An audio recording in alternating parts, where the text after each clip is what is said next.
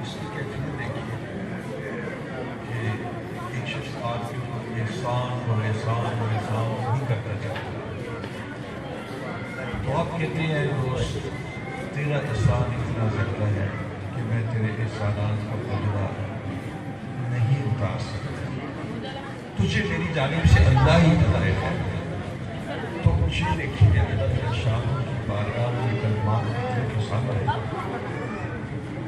کہ آپ یہ کہتے ہیں آپ کہ یا اللہ جو محمد صلی اللہ علیہ وسلم کے ہمارے پر احسانات ہیں اس کا قابل بیان ہے، اور یہ کہ ناممکن ہے کہ ہم اس کی کوئی جزا دے سکیں، ناممکن ہے۔ جو آپ اس کے ساتھ کرتے ہیں کسی موقع پر آپ کے ساتھ احسان کر لیتے ہیں، لیکن حضور صلی اللہ علیہ وسلم اب دیکھیے اس پر یہ حدیث کے بعد کہ اب آپ ایسے کہیے کہ جزا اللہ اے اللہ، حضور صلی اللہ علیہ وسلم کے ہمارے پر احسانات اتنے ہیں، سب سے بڑا احسان یہ ہے کہ ان کی وجہ سے ہم مسلمان اور صاحب ایمان ہیں۔ لیکن یعنی ایک شخص ایک شیخ نے ایک الفاظ ہے، وہ ہے تو تھوڑے سے اس میں آپ سب یہ سختی، لیکن واللہ یہ بالکل درست ہے۔ فرماتے ہیں کہ اگر حضور نہ ہوتے تو ہم ڈنگر ہوتے، میں کہتا ہوں حضور والے نہ ہوتے تو ہم ڈنگر ہوتے۔ یہ سارے آداب، یہ آداب معاشرت، یہ ماں باپ کا ادب، یہ ہمسائے کے حقوق، یہ بیوی کے حقوق، اب مطلب زمانہ جاہلیت میں کیا تھا، حضور نہیں تھے۔ اللہ آپ صرف ایک بات دیکھیں، مطلب میں ایک بات کی طرف اشارہ کرتا ہوں، کام اٹھاؤں کہ جس وقت باپ مرتا تھا تو ماں جو ہے وہ میراث میں بیٹی کے پاس آتی تھی، انا للہ و انا الیہ راجعون۔ اچھا یقیناً آج بھی، آج کے گزرے گئے دور میں محمد کا نام تو ہے نا صلی اللہ علیہ وسلم، یورپ میں بھی ہے۔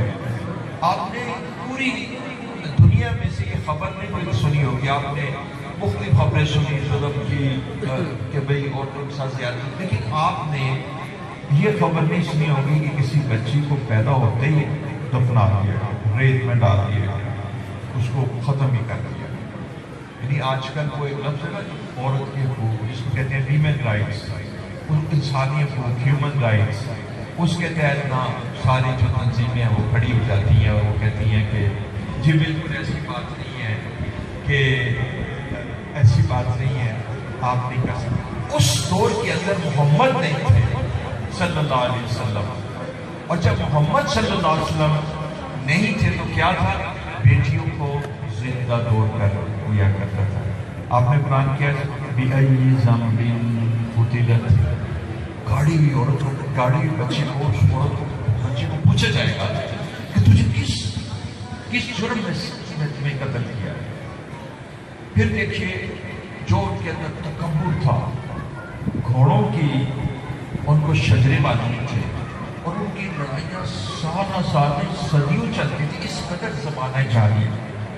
میں نے حضرت قاری طیب رحمۃ اللہ علیہ کی کتاب میں ایک وائس میں ایک حدیث بھی پڑھی کہ اللہ جل شانہ، حدیث مبارکہ میں کہ اللہ جل شانہ نے اس وقت زمین کو غصے کے ساتھ دیکھا، غصے کے ساتھ دیکھا، اس لیے کہ زمین کے اوپر شرک، قتل، تکبر، ظلم اور زیادتی یہ ساری چیزیں۔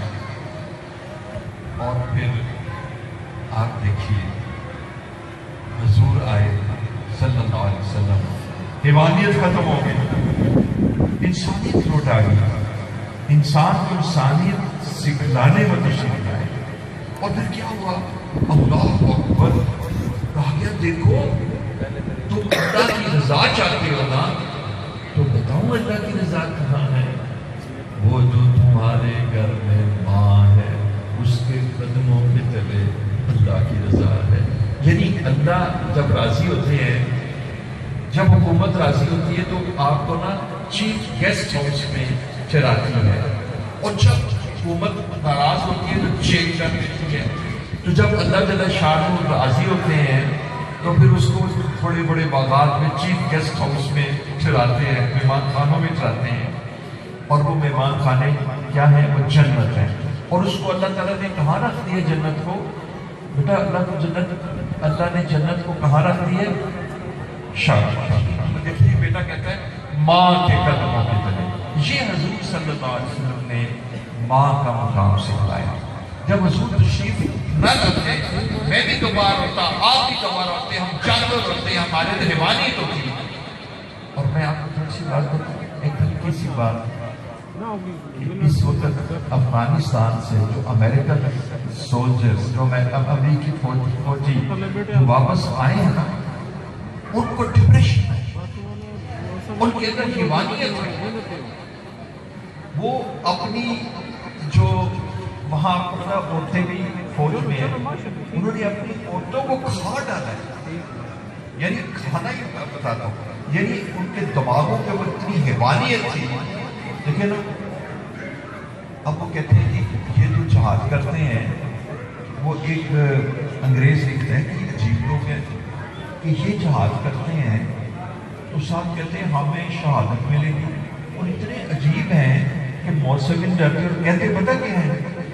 یہ وہ انگریز لکھتا ہے، کہتے ہیں جنت کی حوریں ہمارا انتظار کریں. تو اب دیکھیے کہ جو لوگ اللہ کے رستے میں جہاد کرتے ہیں، ویسے قرآن کہتا ہے ان کو مردہ نہ، وہ زندہ ہے، لیکن ان کا یقین کیا ہے کہ میں کامیاب ہو گیا، رب کعبہ کی قسم میں کامیاب ہو گیا، مجھ سے میرا رب راضی ہو گیا، اب دنیا کی مصیبتیں ختم ہو گئی. تو انگریز کہتے ہیں عجیب لوگ ہیں، جہاد کرتے ہیں، جان بھی دے دیں گے. بھائی آپ کو کوئی یہی ڈرا سکتا ہے نا کہ میں تیری جان لے دوں گا. دیکھا نا، کوئی کہے گا میں تیرا مال لے دوں گا، ڈر جائیں گے، میں تیرا گارا کے توڑ دوں گا، لیکن کہے گا میں تو تیری جان ہی لے دوں گا. تو کہتے ہیں جو تم دینا چاہتے ہو تو ہم پہلے سے دینا چاہتے ہیں. ایسی چیزیں ان کے ساتھ مقابلہ ہو سکتا ہے. تو میں عرض کروں کہ بات یہ ہوئی کہ جس امریکن سولجرز، امریکن یہ جو فوجی ہیں، واپس گئے نا بیٹا، بہت ہی بزرگ لوگ بھی بیٹھے ہوئے ہیں، میرے بھی بڑے بھائی سے قدر ہے اور احترام ہے. وہ کہتے تھے کہ ہم نے مصیبت میں ڈال دیا، ہم تو صرف امریکہ کے حکم سے آئے ہیں. بھلا بتاؤ، ہم اپنی بیوی کو چھوڑ کے آئے، اپنے کلب کو چھوڑ کے آئے، اپنے شراب خانے چھوڑ کے آئے، اپنی یاشیاں چھوڑ کے آئے، اپنے تعیش کو چھوڑ کے آئے. ہمیں یہاں کیا ملنا؟ ان کو تو نہیں تھا کہ ہم مر جائیں گے. میں آپ کو ایک واقعہ سناؤں کہ ایک صاحب کہنے لگے کہ جس وقت ہم ان کو مارنے لگے تو وہ ان میں سے بعضوں نے کہا for God sake, don't kill us. خدا کے واسطے ہمیں نہ مارو. یعنی ہم مر جائیں گے، ختم ہو جائیں گے، مر کب جائیں گے، ہماری بیوی بچے کیا کریں گے. یقین جانے گا کہ مجھے ان کی اس بات کو سن کر قلب میں ترس پیدا ہوا. میں نے کہا اے کاش کہ کوئی ایسا ہوتا جو ان کو بھی ایمان سکھلا دیتا. لیکن باہر تو نہیں، ان سے قتال بھی کرو، اور اگر یہ نہیں ایمان سیکھتے اور یہ نہیں کرتے تو ان سے مقابلہ ہے. لیکن دیکھیں ان کی عزت اور تواضع اور ان کی عزت تواضع کا مطلب ہے ان کی بے بسی کہ ہم اب وہ ہاتھ میں آگے ہوئے، یا وہ سارا ان کا جسم ایسا ہے فوج میں ہے، کہیں کو نہیں مارا جا سکتا، صرف آنکھوں میں گولیاں ماری جا سکتی ہیں.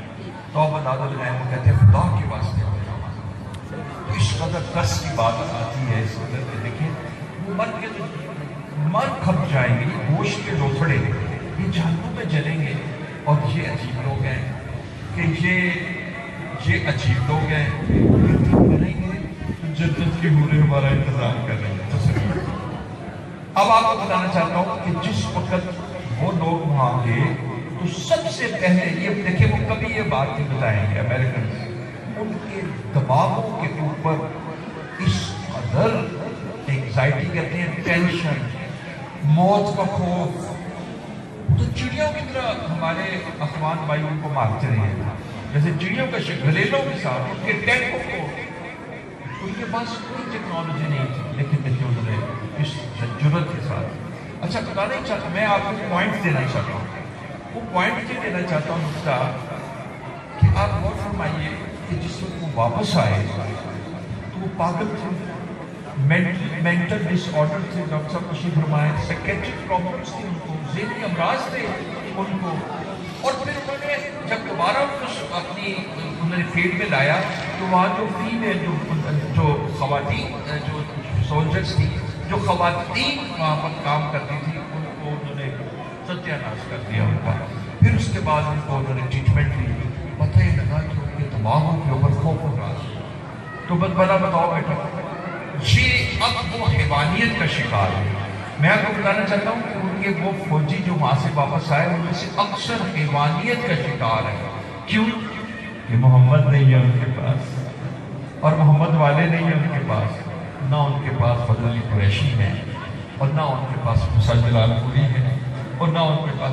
مجھے حضرت نے اتنا پیاری بات بتائی کہ 2014 میں اللہ مجھے لگا کہ میں بھی سے ہم تو کوئی حج نہیں ان کے سامنے کدے بھی نہیں کہ انور شاہ کشمیری آج 2014 میں حضرت نے مجھے بتایا کہ یہ جو میں بیٹھا ہوا ہوں انور شاہ کشمیری، اس قدر میرے اوپر اثر ہوا۔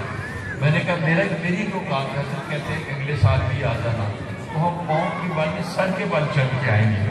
جہاں انور شاہ کشمیری آتے تھے، جو جگہ ہمارے فضل علی قریشی رحمۃ اللہ علیہ کی ہے، اور جو جگہ حضرت ہمارے موسیٰ جلال پوری کی ہے، تو بیٹا یہ جو ہمارے علماء کرام ابھی یہ جو ختم نبوت کی تھوڑی سی میں نے بات کی امیر شریعت کی، تو میں بھی میرے اندر بھی جذبات تازہ ہو گئے، اور واقعی یہ بہت ہیں کہ جو ہمیں انسانیت سکھلاتے ہیں۔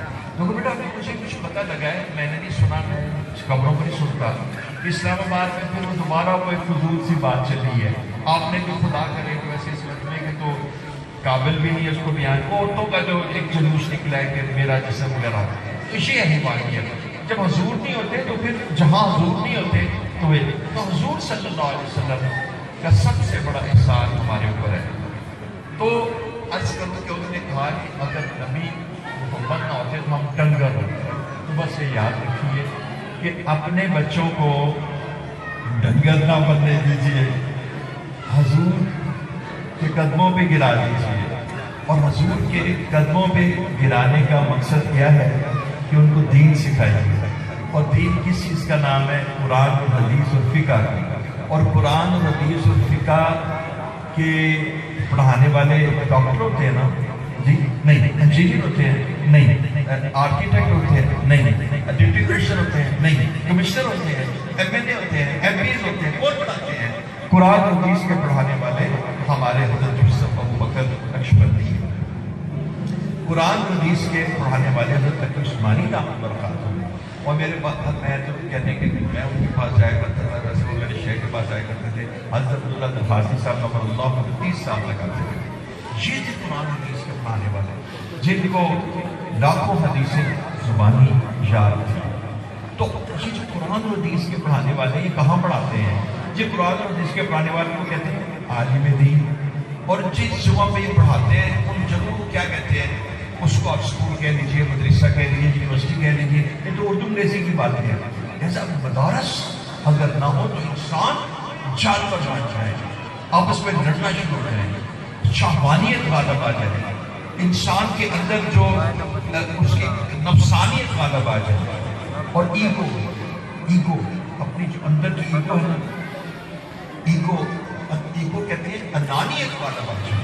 اب دیکھیے اس وقت میں سیاست تو مجھے پتہ نہیں، لیکن دیکھ لیجیے نہ اوپر دیکھ لیجیے اپنے ملک میں کیسے ایک دوسرے کے ساتھ معاملات ہو رہے ہیں، نہ اس میں اخلاص ہے، نہ اس میں الہیت ہے، نہ اس میں کوئی پاکستان کی محبت ہے، اور نہ اس کے اندر کوئی اللہ اور اس کے رسول کا خوف اور ڈر ہے۔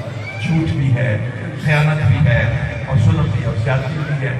تو یہ ہے جہاں حضور کو آپ نکال دیتے ہیں تو پھر یہ ہوتا ہے۔ تو یہ جو اردگان ہے نا ترکی کے، یہ آپ کو پتہ ہے فضان کہاں کا ہے؟ شاید آپ کو نہیں پتا۔ حضرت مفتی لبابہ دامت برکاتہ میرے سعادت ہے ان کے قدموں پہ بیٹھنے کی، کہ وہ مفتی لبابہ صاحب فرماتے ہیں کہ یہ فیضان ہے مدرسے کا، یہ فیضان ہے مدرسے کا۔ بیٹا اس کی ٹائی پینٹ کوٹ کو نہ دیکھے، اس کے قلب کو دیکھے۔ اللہ جل شانہ انسان کے قلوب کو دیکھتا ہے، اس کی ظاہر کو نہیں دیکھتا۔ کہنے کا مطلب ہے اندر جو ہے نا ایسا مومن ہے کہ بیان سے گایا. تو یہ فیضان کیا ہے؟ مدرسے کا. تو میں عرض کرنا چاہ رہا تھا کہ ان مدارس کی عزت کر لیں، ان کا ادب کر لیں، ان خانقاہوں کا ادب کر لیں، تاکہ آپ کے بچے ڈنگر نہ بنے، آپ کے بچے جاہل نہ بنے. اچھا اب آپ کو میں تھوڑی سی ایک بات سنا کے، بھی مجھے یاد ہے میں نے آپ کو جو حدیث سنائی ہے اس کی طرف واپس لوٹوں گا. نحمدہ و نصلی علی رسول الکریم. میں جس علاقے میں رہتا ہوں لاہور کا امیر ترین علاقہ ہے ڈیفینس سوسائٹی کا. آپ یقین جانیے گا اتنی کثرت سے ایک کمپلینٹ، ایک شکایت اتنی کثرت سے ہے. نہ تو شکایت ہے کہ ہمارے پاس پیسے نہیں ہیں، بچوں کو کیرلا میں پڑھاتے ہیں، وہاں پڑھاتے ہیں. اتنی کثرت سے شکایت ہے. شکایت پتہ کیا ہے؟ بچے بدتمیز، بچی کو غصہ آ رہا ہے تو بچی نے نا رکھ کے یہ گلاس مارا زمین پہ. آپ یقین جانیے میرے پاس ایک میڈیکل کالج کی لیڈی پروفیسر آئی. اس نے کہا میں نے ایک بچی کو ایک بات سمجھائی، اسے رکھ کے میرے ساتھ پہ جوتی ماری. آپ حضور کو ذرا نکال دیں اپنے گھروں سے، آپ نا فضل علی قریشی کو نکال دیں، آپ نا مدرسے کو نکال دیں، آپ ہمارے دارالعلوم کو نا جو ہندوستان کے ہیں تھانہ بھون والوں کو بھی نکال دیں، آپ سیشن مندی کو بھی نکال دیں. آپ لے آئیں. کس کو لے آئیں؟ رچرڈ برٹن کو لے آئیں، شیکسپیئر کو لے آئیں، یہ وہ شاعر ہیں ان کو لے آئیں. آپ کو سائنس مل جائے گی، ٹیکنالوجی مل جائے گی، ڈاکٹر مل جائیں گے، آپ کو حضور صلی اللہ علیہ وسلم کی معاشرت نہیں ملے گی. سب سے زیادہ میں آپ کو ایک بات بتاتا ہوں، آپ میرے پر یقین کرنا، میں اس خاندان کا مقام تو میں نہیں بیان کر سکتا، لیکن میں بھی اس کا ایک طالب علم ہوں. کیونکہ بدر منیر جو میرے شیخ تھے وہ حضرت کے مجاز تھے، شیخ غلام دستگیر. ان کو یہ ان کا نام شیخ غلام دستگیر تھا، وہ ان کو بدر منیر کہتے ہیں، اور وہ حضرت والا کے بڑے پیارے مجازین میں سے تھے. تو میں نے زندگی ان کے ساتھ گزاری، مجھے سعادت یہ دی کہ مجھے اس کرسی میں اٹھا دیا. واللہ جب میں نے سنا کہ انور شاہ کشمیری، میں نے کہا میں تو گدا ہوں ان کے سامنے، ہم اس کے آہر کے لیے. تو میں آپ کو صرف اتنی بات کرنا چاہ رہا تھا کہ آپ یقین جانیے گا کہ اس وقت سب سے جو بڑی چیز ہے وہ یہ ہے کہ اتنی کثرت سے ماں باپ، اور اس کی شرح یہ نہ سمجھے کہ 100 میں سے کہتے ہیں بچے نافرمان ہیں اور بچیاں نافرمان اور ماں باپ کے بے ادب ہو چکے ہیں. دیکھیے وہ کہ جو آپ کے گھروں میں پلے تھے ان کو آپ نے کھانا بھی بہترین کھلایا ہے، ان کو آپ نے بازار سے بہترین کپڑے پہنائے ہیں، ان کو آپ نے بیماری کی حالت میں بہترین ڈاکٹر کے پاس لے کے گئے ہیں، وہ آپ کے گھر میں پڑھے ہیں، پھر اسکول و کالجوں میں آپ نے پڑھایا ہے. ان کو تو بات کرنے کی تمیز نہیں. ایک عورت نے مجھے کہا کہ میری بیٹی طلاق لے کے میرے پاس آ گئی اور میری عمر اس وقت 50 سال تھی، اور اس کے اپنے الفاظ تھے کہ میں تو 80 سال میں بھی بوڑھی ہونے والی نہیں تھی، میری صحت اتنی اچھی تھی، میں روزہ رکھتی تھی. لیکن اب یہ کہ میں نے بچی کو جب یونیورسٹی سے بلایا تو میں جب اس کو مشورہ دیتی ہوں، ایک اس کی طلاق کے غم نے مجھے برا کر دیا اور ایک اس کے انداز بیان نے مجھے برا کر دیا. میں نے کہا بیٹا یہ جہنم تم اپنے لیے پال دو. ایک تو اس کی بات کرتی ہے تو اتنی تلخ کرتی ہے اور اتنی حقارت سے مجھ سے بات کرتی ہے. آپ لوگ خوش نصیب ہیں یہاں پر ابھی یورپ کا دورہ شاید اتنا نہیں ہوا، وہاں پر میڈیا اور موبائل اور اس گند نے جو ہماری معاشرت کو بدل دیا ہے نا، اس کی وجہ سے آداب معاشرت. اور سب سے پہلے جو چیز رخصت ہوئی ہے وہ میں آپ کو بتاؤں کیا ہے؟ ادب. ابھی وہ نماز بھی پڑھ لیتے ہیں لیکن ادب بڑوں کا ختم کر دیا اور بے ادب بے نصیب. تو یہ میں آپ کو بتانا چاہتا ہوں کہ یہ مدارس جو ہیں یہ ہیں اصل میں ہم ان کی وجہ سے انسان ہیں، ہم ان کی وجہ سے ہمارے اندر محبتیں ہیں. تو جو بات میں آپ کو بتا رہا تھا میں دوبارہ واضح کرتا ہوں کہ پورے یورپ میں یہ بات سن لیجیے ڈاکٹر صاحب، آپ تحقیق کیجئے، پورے یورپ میں ایک دوسرے سے محبتیں نہیں. اب ہم آئے ہیں اس محبت کے ساتھ ہمیں ریسیپشن ملا ہے بیان سے، آپ ایک دوسرے کا کتنا خیال رکھیں. پیارے دوستوں جب وہ ایک دوسرے کو چائے پلاتے ہیں تو خالص ہو کے چائے نہیں پلا سکتے، لبا جلا چائے نہیں پلا سکتے. وہ چائے پلاتے ہیں پھر اس کا بدلہ بھی لیتے ہیں. یعنی یہ میں نہیں کہتا، وہاں کے رہنے والے کہتے ہیں کہ ایک کپ چائے بھی بے لوش نہیں پلا سکتے. کیوں؟ محمد نہیں ہے وہاں صلی اللہ علیہ وسلم، محمد والے نہیں ہیں وہاں پر انور شاہ کشمیری بھی نہیں گئے، اور سیرن مدی بھی نہیں گئے، اور رشید احمد جوئی بھی نہیں گئے، قاسم نانوتوی چلے جاتے تو آدھا یورپ مسلمان ہو جاتا، لیکن وہاں کوئی محرومی کا شکار۔ تو نفرتیں، اگر آپ چاہتے ہیں نا کہ آپ کے گھروں کے اندر محبتیں آ جائیں اور ایک دوسرے کا احترام آ جائے، تو اس دل کو نا زبان سے نیچے اتار کر دل میں داخل کریں۔ میں نے ایک آیت پڑھی تھی، یا ایھا الذین آمنوا، اے ایمان والو، آمنوا باللہ ورسولہ والکتاب، کہ تم ایمان لاؤ اللہ پر، رسول پر۔ اب دیکھیں، یہ تو اگر تو یہ کہا جاتا کہ اے یا ایھا الذین کفروا، اے کافرو ایمان لاؤ، یا نافقو، اے منافقو ایمان لاؤ، یہ ایڈریس، یہ خطاب کس کو ہے؟ یہ خطاب ہے اہل ایمان کو، کہ اے ایمان والو، یہ جو تم زبان سے بیان کر رہے ہو کہ نماز پڑھنی چاہیے، جھوٹ نہیں بولنا چاہیے، ماں باپ کا ادب کرنا چاہیے، کام توڑنا نہیں چاہیے، رشوت نہیں لینی چاہیے، سود حرام ہے، یہ جتنی منکرات ہیں اور جتنی ممنوعات شریعہ ہیں، جب تم ان کو زبان سے بیان کرتے ہو کہ غصہ نہیں کرنا چاہیے، بیوی کے حقوق ادا کرنے چاہیے، تو پھر اے ایمان والو، دیکھیں مخاطب کس میں ہے؟ اے ایمان والو، یا ایھا الذین آمنوا، اے ایمان والو، آمنو، ایمان لاؤ۔ اس کا معنی پتہ کیا؟ ایمان دیکھیں دو چیزوں کا مرکب ہے، اقرار باللسان کو تم لا چکے، اور تصدیق بالقلب، اور زبان سے تصدیق، کہ یہ جو تم زبان سے کہہ رہے ہو نا، یہ اپنے دل میں ہوتا۔ اس لیے ان خانقاہوں میں نا دل کی تربیت ہوتی ہے، باطن کی تربیت ہوتی ہے، قلوب کی تربیت ہوتی ہے۔ اے ایمان والو، تم کہتے ہو کہ بد نظری نہیں کرنی چاہیے، اس کو دل میں اتارو۔ تم کہتے ہو کہ غصہ، کینہ، حسد، بغض، ریا، تکبر، یہ زبان سے کہتے ہو، اس کو دل میں اتارو۔ جو چیز دل میں اتر جاتی ہے وہ عمل میں آ جاتی ہے۔ اے ایمان والو، تم کہتے ہو بس نماز فرض ہے، اس کو دل میں اتارو۔ تم نماز نہیں پڑھتے، تمہاری نماز قضا ہو جاتی ہے، تکبیر اولیٰ قضا ہو جاتی ہے، گھر میں پڑھتے ہو اور گھر میں بھی کبھی قضا کر دیتے ہو۔ تو ایمان والو کہ تم دعوت ایمان کا کرتے ہو اور تمہارے سینے میں ایمان گھسا نہیں۔ اس لیے وہ میں نے بھی جب آیت پڑھی، قالت الاعراب آمنا، یہ راوی، یہ مطلب ہے یہ گنوار قسم کے لوگ، یہ چند لوگ آئے حضور صلی اللہ علیہ وسلم پر ایمان لے آئے، اور یہ کچھ اس قسم کے جیسے کہتے ہیں لیس ایجوکیٹڈ، کم پڑھے لکھے اور کم ضرب قسم کے لوگ تھے۔ ان کا خیال تھا جب ہم ایمان لائیں گے تو ہمیں بڑے پیسے ملیں گے۔ ایسا ہوتا تھا کہ آپ صلی اللہ علیہ وسلم کے قبیلے کے لوگوں کو بہت عطا فرماتے تھے، اور وہ جا کے کہتے تھے کہ بھئی حضور تو بڑے دینے والے ہیں، تم بھی چلو۔ اچھا بہرحال، لیکن ایمان لانے کی یہ قیمت تو نہیں کہ ان کو پیسے دیے جائیں۔ اچھا بہرحال ان کے ذہن میں یہ بات تھی کہ شاید ہمیں کچھ ملا نہیں، تو وہ جتلانے لگے کہ جی ہم تو ایمان لے آئے، وہ جتلانے لگے ہم تو ایمان لے آئے۔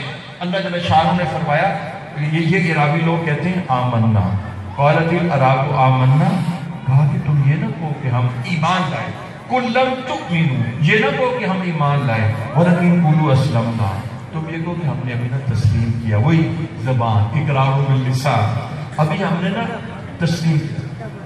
ولما يدخل الایمان فی قلوبکم، ابھی تو ایمان تمہارے سینوں میں داخل نہیں ہوا۔ تو میں آج آپ کو جو میسیج دے رہا ہوں نا، جو پیغام دے رہا ہوں نا، وہ پیغام میں آپ کو یہ دے رہا ہوں کہ یہ جو ایمان آج ہمارے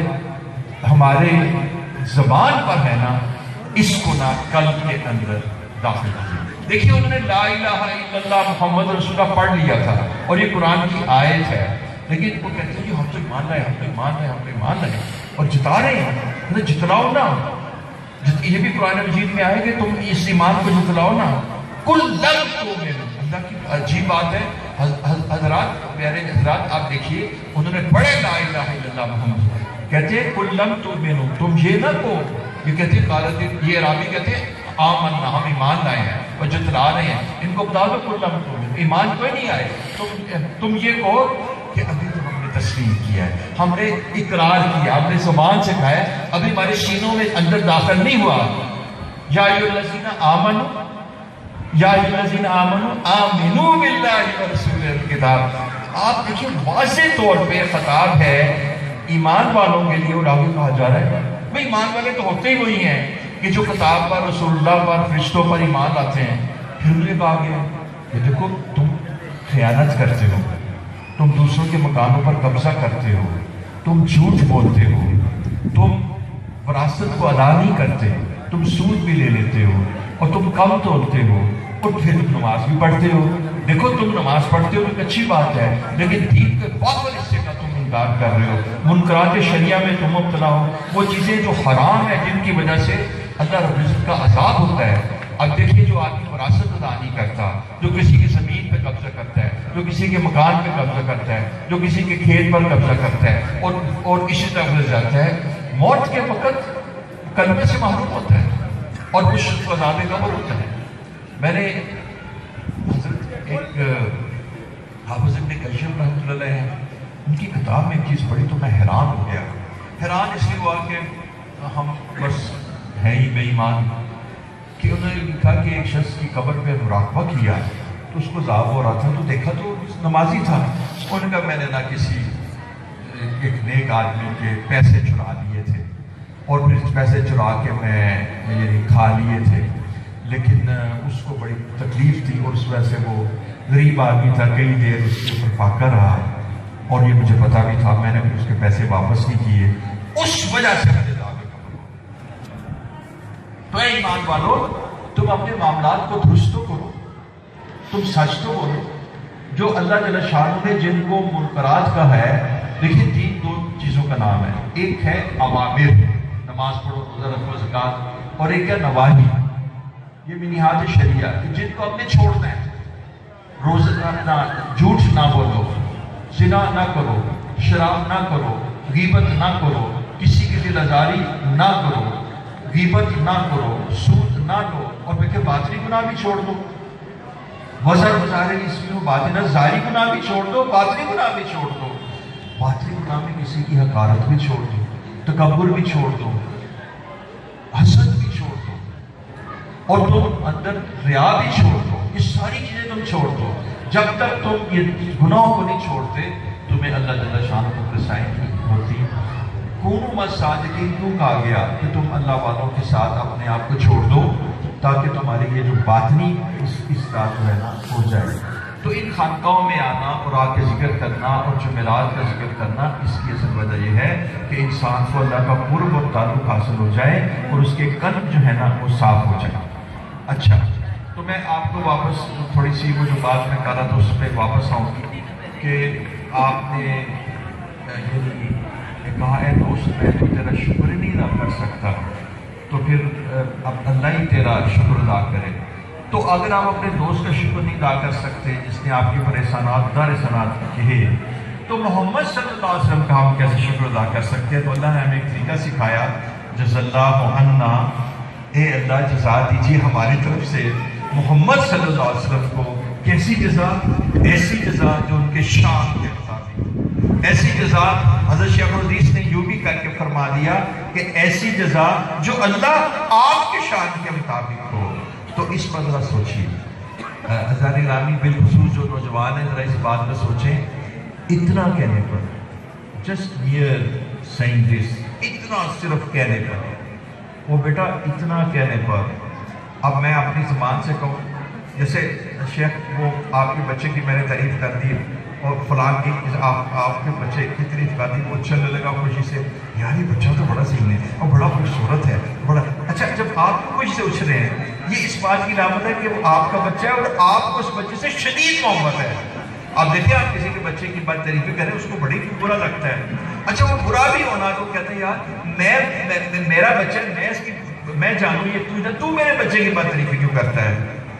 تو جب آپ کے بچے کی کوئی تعریف کرتے ہیں تو آپ بڑے خوش ہوتے ہیں، اور وہ رب اپنے محبوب سے اتنا پیار کرتا ہے کہ جس وقت آپ کہتے ہیں اے اللہ جز اللہ عنا محمد ما ہوا اہلہ، اے اللہ جزا دیجئے محمد صلی اللہ علیہ وسلم کو اپنی شان کے مطابق جزا دیجئے۔ تو اللہ تعالیٰ فرماتے ہیں اے 70 فرشتوں 1000 دن تک اس بندے کا جس نے درود شریف پڑھا ہے اس کے لیے اجر لکھتے لکھتے تھک جاؤ۔ حضرت شیخ الحدیث حدیث نے فضائل درود شریف میں لکھا ہے کہ 70 فرشتے 1000 دن تک اس کا اجر لکھتے لکھتے تھک جائیں گے۔ یہ تفسیر لکھی ہے اور حدیث میں جو الفاظ آتے ہیں وہ ہے کہ 70 فرشتے 1000 دن تک مشقت میں ڈالے جائیں گے. 70 فرشتے 1000 دن تک مشقت میں ڈالے جائیں گے. اور وہ شیخ لکھتے ہیں مشقت میں ڈالے جانے کا مطلب ہے کہ اس کا اجر لکھتے لکھتے لکھتے لکھتے تھک جائیں گے. اب تو ایک فرشتہ کافی تھا اور ایک دن بھی لکھتا تو اب 70 فرشتے 1000 دن تک. تو پڑھا اس نے کیا ہے جز اللہ عنا محمد ما ہوا اہلہ. اب اندازہ لگائیے جہاں اس حدیث کی فضیلت اور اس درود شریف کی فضیلت آپ کے سامنے آئی, میں کچھ اور بات کرنا چاہتا ہوں. درود شریف تو آپ بہت پڑھتے ہیں اور یہ درود شریف آپ کو پہلے سے ہی پڑھا ہے. میں آپ کی توجہ ادھر دلانا چاہتا ہوں کہ حدیث میں آتا ہے کہ اتنی خوبصورت بات ہے کہ تم نہ مجھ سے محبت کیا کرو. حضور فرماتے ہیں صلی اللہ علیہ وسلم تم مجھ سے محبت کیا کرو. اور دیکھیے لاجک کیا ہے, دلیل کیا ہے. دلیل تو کوئی نہیں ہونی چاہیے, آپ تو ویسے ہی قابل ہے, لیکن فرماتے ہیں چونکہ اللہ مجھ سے محبت کرتا ہے, چونکہ اللہ مجھ سے محبت کرتا ہے. اب دیکھو نا, میں کہتا ہوں کہ میں اب آپ کا مثال ہوں, میرے دل میں حضرت فضل علی قریشی رحمۃ اللہ کی بڑی محبت ہے, اور چونکہ آپ حضرت فضل علی قریشی رحمۃ اللہ کے ایک مجاز ہیں اس لیے میں آپ پہ بھی قربان ہوں. میں آپ سے محبت اس لیے کرتا ہوں کہ فضل علی قریشی آپ سے بڑی محبت کرتے ہیں. جناب حضرت موسیٰ رحمۃ اللہ علیہ, جلال پوری رحمۃ اللہ علیہ. اور دیکھیے چونکہ حضرت موسیٰ کے صاحبزادے تھے حضرت یعقوب رحمۃ اللہ علیہ نور اللہ مقدم, تو وہ اپنے بیٹے سے بڑی محبت کرتے تھے اور کہتے تھے کہ بیٹا اس خانقاہ کو سنبھال لینا. اور یہ پھر تھے طائف میں تھے, اور مجھے پتہ ہے طائف کی زندگی بڑی امیرانہ زندگی ہوتی ہے, وہ ہر قسم کے فیسیلیٹیز, ہر قسم کی بہت خوشحالی ہوتی ہے. تو پھر دیکھیے انہوں نے ان کو وہاں سے بلا لیا خانقاہ کو سنبھالنے کے لیے. اب یہ جو ہے نا حضرت کے پوتے ہیں حضرت موسیٰ رحمۃ اللہ, تو ان کی نسبت مولانا یعقوب سے والد کی حیثیت سے ہوئی, وہ دادا کی حیثیت سے ہوئی, اور ادھر پھر وہ پردادا شیخ ہمارے حضرت فضل قریشی. یہ ساری نسبتیں ہیں. اسی نسبت سے مجھے ان سے محبت ہے, اور یہی نسبتیں ہمیں آخرت میں کام آئیں گی, روز قیامت کام آئیں گی. حضرت شیخ الحدیث زکریا نور اللہ مقدس فرمانے لگے, میں حیران ہوں حضرت ان کی باتیں سنیں. فرماتے ہیں کہ میرا کوئی عمل ایسا نہیں ہے کہ جو روز قیامت میں اللہ کی بارگاہ میں پیش کر سکے, پر ایک عمل ہے میرا. اور وہ کہیں گے ویسے وہ بھی میرا عمل نہیں ہے, لیکن بہرحال ایک عمل ہے. وہ ہے کہ وہ میرے اکابر جنہوں نے مجھ سے محبت کی, اور ان کی محبت سے میرے قلب میں ان کی محبت پیدا ہوگی. تو یہ جو ہماری آپس کی محبت ہے یہ اتنی قیمتی ہے اور اتنی خالص ہے, روز قیامت یہ ہمارے لیے نا مغفرت کا باعث بن جائے گی. تو یہ جو خانقاہ ہے اور یہ ہمارے بزرگ ہیں, ان سے تعلق رکھنا, ان سے محبت رکھنا, روز قیامت ہمیں حضور صلی اللہ علیہ وسلم کے جھنڈے تلے لے جائے گا. تو وہ جس وقت آپ کو محبت ہوتی ہے, تو اس حدیث سے میں آپ کو یہ بتانا چاہتا ہوں کہ اللہ جل شانہ کی بارگاہ میں حضور اقدس صلی اللہ علیہ وسلم کا مقام کیا ہے.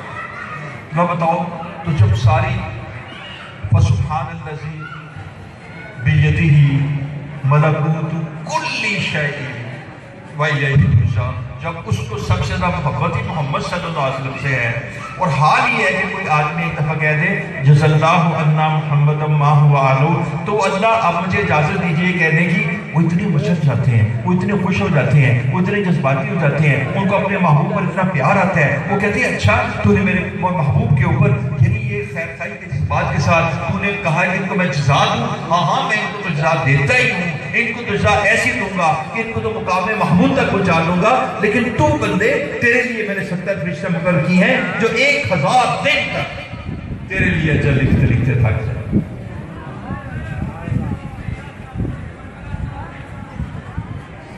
ہماری آج کی اس مجلس میں میرے ذہن میں چند باتیں تھیں, بس ایک دو بات ہے جو مجھے کہنے کی نصارت کرنی ہے کیونکہ آپ پہلے سے اس مقام پر ہیں. ایک یہ تھی کہ مدارس کا ادب کریں, اور مدارس کا کیا مطلب ہے؟ جب ہم کہتے ہیں مدارس کا ادب کریں اس کا مطلب ہے کہ ہم کہتے ہیں قرآن کا ادب کریں. دیکھو بیٹا ایک چھوٹی سی بات بتاؤں, یعنی اگر آپ ڈاکٹری کا فن ختم کرنا چاہیں, اگر آپ ڈاکٹری کا فن ختم کرنا چاہیں تو اس کے دو طریقے ہیں. ایک آپ ڈاکٹروں کا برا بھلا کہہ دیتے ہیں, ان کو ختم کر دیں, اور میڈیکل کالجز ختم کر دیں. آپ جب میڈیکل کالجز جہاں پر ڈاکٹر بنتے ہیں ان کو ختم کرتے ہیں تو ڈاکٹر بننا بند ہو جائے. اور انگریزوں نے کیا کیا کہ کوئی ایسا یعنی سڑک ایسا درخت نہیں تھا جی روڈ کا, آپ جانتے ہیں, جہاں کسی ایک عالم کی جسٹ خاکی میں نے ٹکرا. لیکن اس کے ساتھ پھر علماء نے کہا یہ تو قرآن کو بھی چلا رہے ہیں. کچھ 4 لاکھ سے زیادہ قرآن جلا دیے گئے, اس سے بھی دین ختم نہ ہوا. علماء کو لٹکا دینے سے بھی دین ختم نہ ہوا. کیوں؟ پھر اس کے بعد بہت سارے دارالعلوم بنے. ہمارے اکابر نے اس سوچ سے کہ بھئی اگر اس طرح معاملہ رہا تو علماء شاہی مسجد کے اندر ایک پھندا لگا, اس کے اندر 3 شفٹیں ہوتی تھیں, 8-8 گھنٹے کی 3 شفٹیں. ایک عالم کو بلایا جاتا, اس کو پھانسی دے دی جاتی, ایک شفٹ, پھر وہ تھا دوسری شفٹ, دوسرا 16 اور تیسری 24, 8 × 3 24 گھنٹے کی میں 3 شفٹیں. اس پر ہمارے اکابر نے پھر دارالدیوبند کی بھی بنیاد رکھی. ہمارے جو اکابر تھے انہوں نے پھر وہاں علماء کی وہ ایک فیکٹری تھی. آج پوری دنیا میں اس کی روشنی موجود ہے. جس وقت مدارس کو بند کر دیں گے, جس وقت علماء کی عزت کم کر دیں گے, تو لوگ پھر کیا کریں گے؟ اچھا, میں اس بات کا سچی مجھے نہیں پتا تھا, اس معزز مقام کے اوپر میں یہ نام نہیں لینا چاہتا تھا, لیکن مجھے کئی نے بتایا کہ ہمارے اسکول اور کالج کے اندر ایک بہت سارے لڑکے لڑکیاں ایک ہندوستان کا ایکٹر ہے. میں نے نام تو بڑا یاد کیا اور میں بھول گیا ہوں, تو اس کا نام ہے اس کا نام شاہ رخ خان ہے. آپ یقین نہیں, میں آپ کو ایک مثال دیتا ہوں کہ مجھے یہ بات بتائی مولانا طارق جنید صاحب نے مجھ سے ملاقات کی. انہوں نے کہا کہ ہمارے جو کالج یونیورسٹیوں کے جو لڑکے لڑکیاں ہیں, انڈیا کا ایک ایکٹر ہے شاہ رخ خان, ہے وہ مسلمان پر انڈیا کا ایکٹر ہے, اور وہ بتایا گیا ہے کہ وہ ٹاپ موسٹ ایکٹر ہے انڈیا کا. تو مجھے انہوں نے بتایا کہ لڑکے ان کی نقل اتارنے کی کوشش کرتے ہیں, جس طرح وہ بولتا ہے, جس طرح وہ چلتا ہے. صحابہ تو محمد صلی اللہ علیہ وسلم کی نقل اتارتے تھے, کہ اس طرح ہاں جی قُلْ إِن كُنتُمْ تُحِبُّونَ اللَّهَ فَاتَّبِعُونِي يُحْبِبْكُمُ اللَّهُ. آپ یہاں کیوں بیٹھ گئے؟ آپ کو کیوں بیٹھ گئے؟ پیشاب آیا تھا؟ نہیں, صحابی کہہ گئے حضور صلی اللہ علیہ وسلم یہاں چلتے چلتے بیٹھتے تھے, تو اس وجہ سے میں بھی اس سنت کی اتباع میں بیٹھ گیا. تو ایک صحابی کو عرض کروں, ایک صحابی نے حضور صلی اللہ علیہ وسلم کی خدمت میں حاضر ہوئے, تو آپ کا گلا کھلا ہوا تھا, بس آپ کا گلا کھلا ہوا تھا. تو وہ صحابی کہتے ہیں ہم اس پر ایمان لا کے دین سیکھ کے تو چلے گئے, تو آپ کا گلا کھلا ہوا تھا. تو اس صحابی نے ساری زندگی اپنا گلا کھلا رکھا. اس یہاں پر فقہا کا بھی پتہ لگتا ہے کہ آپ نے اس صحابی نے دیکھا یہ گلا کھلا تھا, انہوں نے کہا بس میں نے اس طرح رکھنا ہے. اب بعد میں آنے والوں نے حضور صلی اللہ علیہ وسلم کا مختلف احوال میں دیکھا, تو اس سے فقہ جو ہے وہ ڈرائیو ہوتا ہے. آپ کو میں بتاؤں کہ اس وقت یونیورسٹیز کے اندر, کالجز کے اندر, شہر کے اندر, بازاروں کے اندر اور بڑے بڑے عمرہ کے اندر جو فلم ایکٹرز ہیں, لوگ ان کو فالو کرتے ہیں, ان کا اقتداء کرتے ہیں, ان کی لباس اختیار کرتی ہیں. لڑکیاں ایکٹریسوں کی جیسے کپڑے پہنتی ہیں, بات کرنے کا طریقہ ویسے ہے, ویسی زندگی اختیار کرنا چاہتی ہیں. اس لیے وہ ایک تھی نا, ایک پولیٹیشین تھی سونیا گاندھی, اس نے کہا کہ ہمیں پاکستان کو فتح کرنے کی کیا ضرورت ہے, ہم نے تو کلچر اور معاشرت سے اور اپنے کلچر کہتے ہیں اپنی ثقافت سے ان کو فتح کر دیا. اب ہمارے گھروں کے اندر اگر ان لوگوں کی معاشرت آ جائے, تو اگر آپ نے دین بچانا ہے تو آپ قرآن کو اپنے گھروں سے نہ نکالیں, آپ علماء کو ہلکا نہ سمجھیں, آپ علماء کو اپنے شہروں سے نہ نکالیں.